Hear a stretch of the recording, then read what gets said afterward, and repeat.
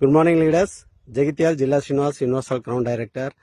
ఈరోజు మనం వేములవాడ దగ్గరలో ఉన్న జోగాపూర్లో ఒక పత్తి రిజల్ట్ గురించి వాళ్ళ రైతును మాటలో విందామని ఇక్కడ తీసుకొచ్చాము. తోట ఆయన చేన్లోకి వచ్చేసాం.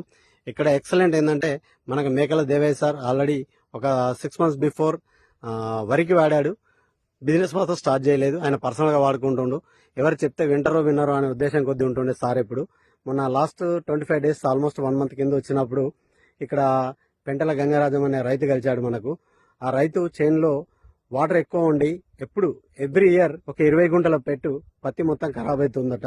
దీనికి ఏమైనా ఉందా సార్ అంటే ఇలా ఉంది అంటే సరే నెక్స్ట్ ఇయర్ చూద్దామన్నాడు.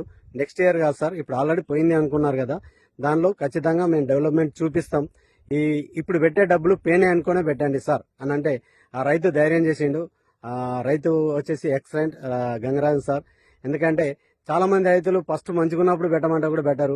ఈసారి పోయింది ఆల్రెడీ డిసైడెడ్, అది చచ్చిపోయిందంటే లెక్క పెట్టుకున్నాడు. ఎప్పుడు కూడా రాదు పంట అంటే దానిలో మన అక్వాజెల్, గ్రానుల్స్, ప్రొటెక్, నానోటెక్ ఇవ్వడం జరిగింది. వీటితో ఖచ్చితంగా లేస్తుంది సార్ అని చెప్పిన. ఈ చైన్ లో ఎప్పుడు మనకి ఎలా ఉంటుండే సార్ పంట?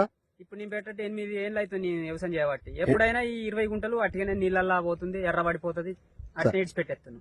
ఎప్పుడు కూడా దిగుబడి రాలేదు పెట్టుకుని మీరు చెప్పినాక మీ మాట వీకెళ్ళి దున్ని కలిసి మందు చల్లిన ఇప్పుడు